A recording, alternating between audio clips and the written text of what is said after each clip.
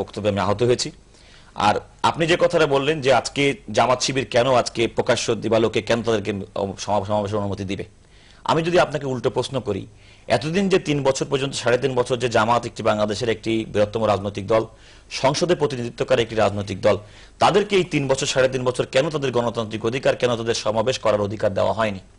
আজকে আপনি যে কারণে পুলিশকে দুঃখছেন, পুলিশ তাদেরকে সমাবেশ করার অনুমতি দিয়েছে বলে, আপনি কি 3 বছর 3.5 বছরের মধ্যে এখন এমনকি কখনো কোনো বক্তব্যে বলেছেন যে এই জামাত একটি রাজনৈতিক দল, যতক্ষণ পর্যন্ত সরকার কিংবা সংবিধান মোতাবেক এই দলটি নিষিদ্ধ ঘোষিত না হচ্ছে, তাদের গণতান্ত্রিক অধিকার, সমাবেশ অধিকার বারবার যে বানচাল করা হয়েছে, কখনো কি আপনি আপনার জ্ঞাতসারে আপনার মানে বিবেক থেকে কখনো বলেছেন যে কেন দেওয়া হচ্ছে না? এই প্রশ্নটি একদিন করেছেন কিনা? আমরা কিন্তু সেই প্রশ্নটি করি নাই। আমরা সেই প্রশ্নটি না করে বরং একটি আজকে কেন আমি একটু এরপর আমার এই বক্তব্যের মধ্যে সম্ভবত দর্শকের যে প্রশ্ন, সেই প্রশ্নের কিছুটা উত্তর খুঁজে পাওয়া যাবে।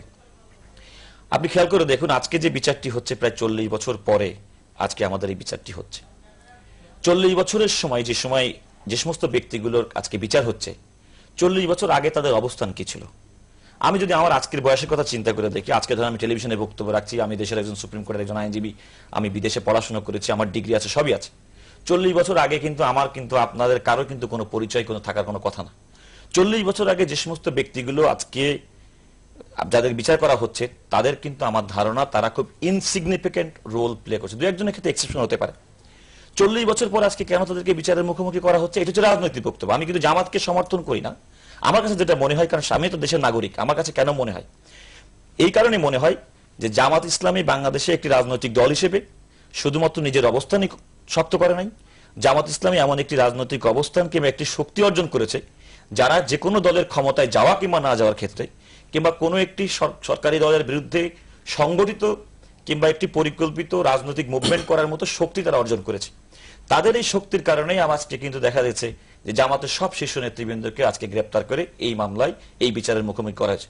আজকে যদি এই সমস্ত আব্দুল কাদের মোল্লা যদি আজকে জামাতের কোনো দায়িত্বশীল ভূমিকায় না থাকতেন, আজকে যদি মতিউর রহমান নিজামী যদি আজকে জামাতের দায়িত্বশীল কোনো ভূমিকায় না থাকতো, আলী হাসান মোজাহিদ না থাকতো, তাহলে এই সমস্ত ব্যক্তিগুলো কি কখনো কি এই বিচারের মুখোমুখি করা হতো বলে আপনি আমি বিশ্বাস করি কিনা? যদি বিশ্বাস করে না থাকি, আমি কিন্তু তার কথা বলি নাই।